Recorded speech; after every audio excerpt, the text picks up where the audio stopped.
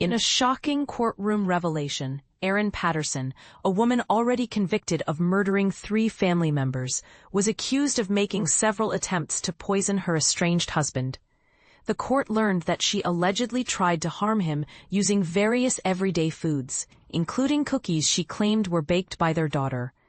Patterson, a 50-year-old Australian, was found guilty last month of taking the lives of 3 relatives and attempting to murder another by serving a beef Wellington laced with toxic mushrooms. Although she was at first charged with 3 counts of attempted murder against Simon Patterson, her husband, these charges were unexpectedly dropped just before her trial began, with no explanation provided. The salacious details of this case were initially kept from the public eye to protect the integrity of legal proceedings. However, these facts finally emerged and painted a disturbing picture of a calculated scheme.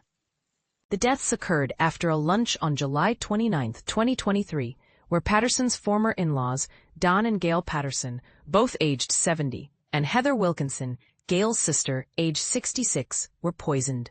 Remarkably, Heather's husband, Ian Wilkinson, managed to recover after a prolonged hospital stay. During pre-trial hearings last year, Simon Patterson shared his belief that Erin had been engaging in a long-standing plot to poison him under the guise of preparing family meals. He described how at one point he became so ill after consuming one of her dishes that he slipped into a coma, with family members even being advised to say their goodbyes, highlighting just how dire his situation had become. As the trial unfolded, an emotional Simon Patterson spoke about the intense grief he felt after the tragic loss of his relatives, and how difficult it was to navigate the legal complexities surrounding the case.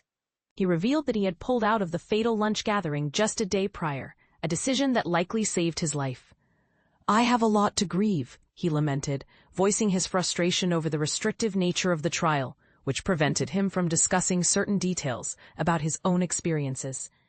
Perhaps the most unsettling part of Simon Patterson's testimony was his assertion that Erin had begun her alleged attempts to poison him long before that fateful lunch. Although he had separated from her in 2015, they remained married legally. He recalled one incident in November 2021 involving a container of Bolognese pasta that left him feeling extremely unwell, prompting a hospital visit. "I had an inkling that Erin's food had made me sick, but I didn't dwell on it too much at the time," he admitted. Fast forward to May 2022, and he fell ill again after sampling a chicken korma she prepared during a camping trip. He briefly lost consciousness and was later hospitalized, requiring surgery to save his life. His condition was so critical that, as he recounted, medical staff asked his family to prepare for the worst. In a remarkably bizarre twist, just months before the lunch that ended lives, Patterson found himself unwell yet again after eating a vegetable wrap, leading to severe symptoms that caused him to lose control over his muscles and speech.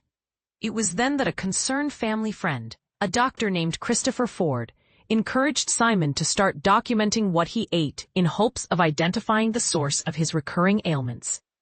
Throughout the hearings, the court learned of Simon's haunting conviction that his wife had poisoned him on multiple occasions, even including a batch of cookies he believed might have been laced with antifreeze. Although investigators ultimately could not pinpoint the substances used, they suspected rat poison might have been involved at least once, which added an unsettling layer to the already tragic narrative. In light of his growing fears, Simon took the precautionary measure of changing his medical power of attorney, removing Erin from any decision-making regarding his health. When he eventually confided his concerns to family members, responses varied from cautious empathy to outright disbelief, underscoring the gravity of the revelations. On a particularly unsettling note, Erin was observed visiting a local dump right around the time of the deadly lunch, igniting speculation about what she might have discarded. The judge later ruled that various pieces of evidence, including a strange post Erin made about her unowned cat on a social media forum about poison, were inadmissible in court, leaving many questions unanswered.